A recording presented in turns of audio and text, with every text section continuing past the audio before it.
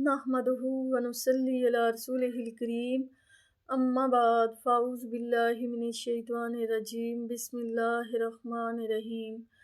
آج میرے پاس جو ٹاپک ہے وہ یہ ہے، وہ کون سے 3 کام ہیں جن کو کرنے سے حج قبول نہیں ہوتا۔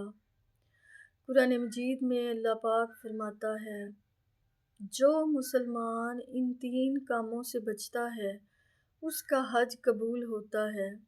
وہ 3 کام یہ ہیں، نمبر 1 گناہوں سے بچتا ہے، نمبر 2 بے حیائی سے بچتا ہے، نمبر 3 لڑائی جھگڑے سے بچتا ہے۔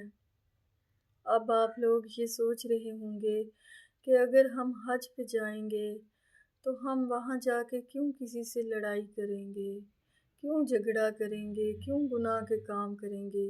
لیکن اگر آپ تھوڑی دیر سوچیں تو آپ کو بات سمجھ میں آ جائے گی کہ جب لوگ حج پہ جاتے ہیں وہاں اتنے زیادہ لوگ جمع ہوتے ہیں، چھوٹی سی بات پہ غصہ آ جاتا ہے، اپنے غصے پہ قابو رکھنا اور لڑائی جھگڑے سے بچنا بہت مشکل ہو جاتا ہے۔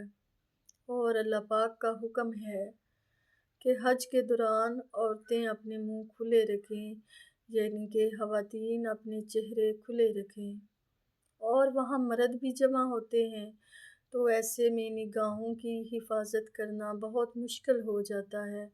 ایسا تو نہیں ہو سکتا کہ عورتیں جب دیکھیں تو ان کو صرف عورتیں نظر آئیں، اور جب مرد دیکھیں تو ان کو صرف مرد ہی نظر آئیں۔